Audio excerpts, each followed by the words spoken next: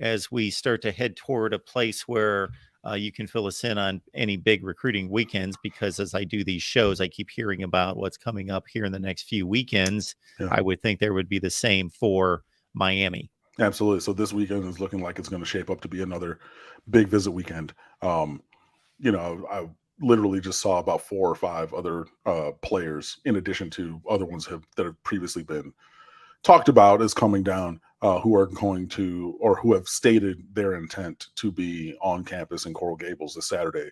So obviously that goes with practice, and then the meet and greet, barbecue, whatever they're going to do for these visitors. But yeah, I mean, it seems like IMG Academy is going to come down, and obviously they have a bunch of different players. I saw there was a kid from Arizona, a 4-star, who was coming down. Another couple kids from California, things like that. So yeah, there's lots of different players. David Stone from IMG, he would probably be the headliner to me, 5-star defensive lineman on their team. He's a guy that we talked about last year when, obviously we recruited very well from IMG, even though, we had several guys committed and then they transferred to IMG. But still, like, they're there and, working other teammates and whatnot. So, but I would say, yeah, 5-star David Stone would be the headliner for me, and then a bunch of other guys. So, yeah, this weekend looks like it's going to be chock full of talent on campus on Saturday and everything. And yeah, it's eventually guys are going to start popping in terms of committing to Miami and things like that. You obviously have the ongoing through the cycle. Hey, let's look at the big three and then compare them in terms of their recruiting success. And Florida State has gotten a lot of early commitments. So is Florida. Those teams are both in the top 15 presently today on March the 22nd. Miami has a singular commit from a kicker. I think stands 84th nationally in terms of recruiting. Not the kicker. He's either number 1 or top 5, but positional value, ranking, points, all those kind of things.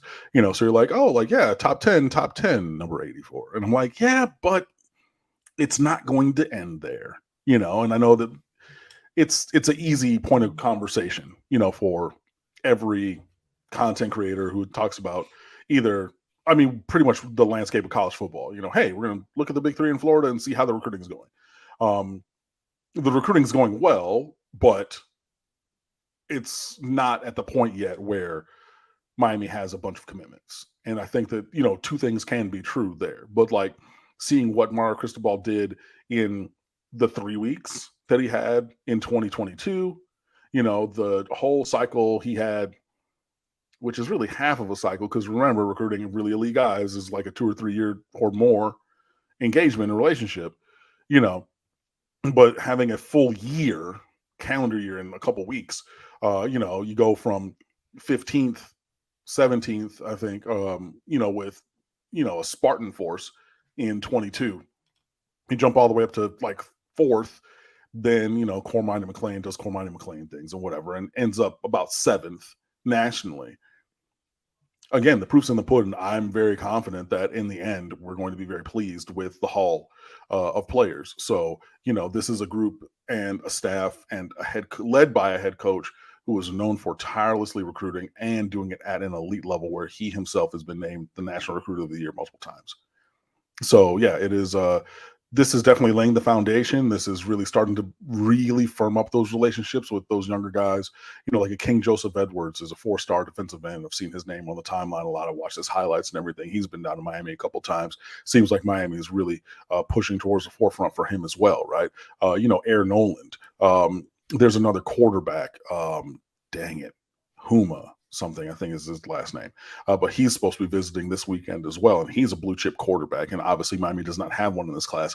And I believe really needs to get a blue chip quarterback on the back of Emory Williams in the previous class. Now, Emory Williams can be good and get developed and he can be great, but like, I would like to see adding elite talent to that position. But all of these things and all these visits and things are starting to really fold in as teams are on spring break, and players are really starting to prioritize their recruitments, because obviously with the early enrollment deadline and timeline and early signing period, things are moving up. So you're now seeing guys are going to visit in March and take officials in April, and then they're talking about there's another kid, the number was he 2 offensive linemen or 2 offensive tackle, 4 offensive tackle, something like that in the nation. His commitment date is April the 11th. And he's a 24 kid, so he's committing, and then we'll see if there's flip or whatever. But like he plans to commit and then probably early enroll. So like these timelines are up. So yeah, like it's really good that that's on your brain and that you even asked that, because like this is that time where things start to pop, and you're really going to start to see Miami bringing in a lot of talent, and do their evaluations and really start to press. And like if you remember last year around this time, this is really when we saw a lot of that, and then.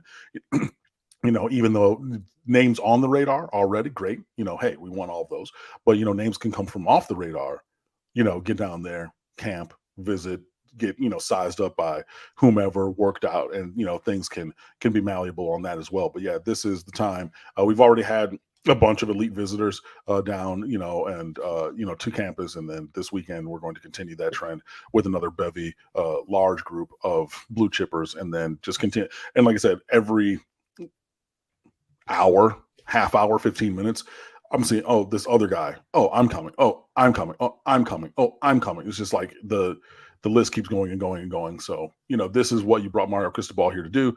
You get a lot of eyes in there, you get a lot of foot traffic through the doors of the football operations center and everything, and then we go from there.